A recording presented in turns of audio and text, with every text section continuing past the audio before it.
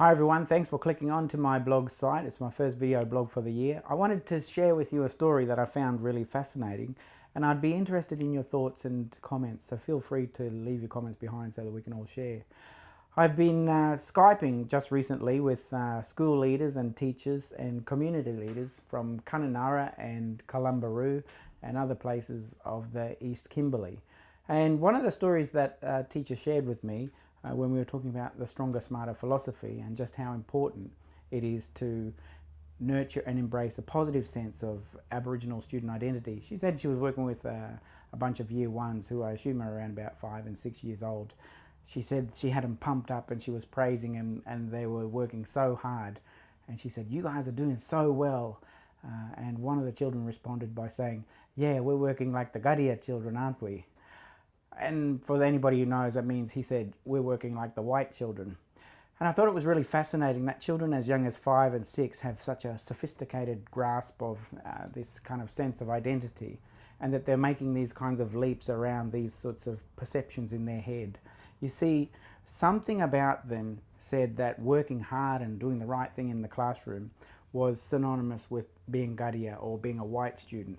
And this is why we say the Stronger, Smarter philosophy is so fundamentally important.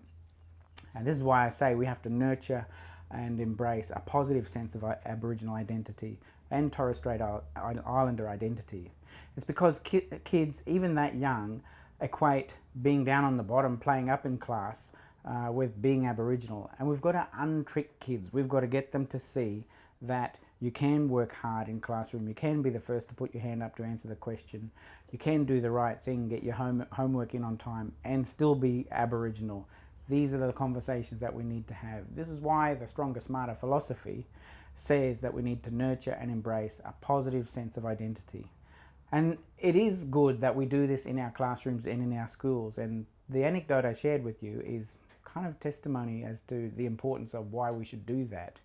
You see, the reality is that too many of our young children are so bombarded by negative perceptions of being Aboriginal.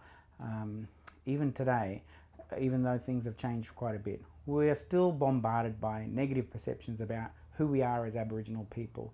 And we've got to get young Aboriginal Australians to realise that all of those kinds of negative things are nothing more than a negative stereotype. That's all they are.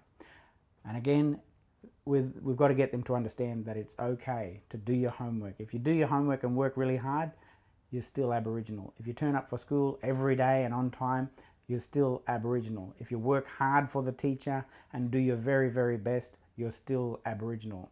So we've got to get all of us to understand that excellence and being Aboriginal go hand in hand. That's part of the challenge. Let's get to it.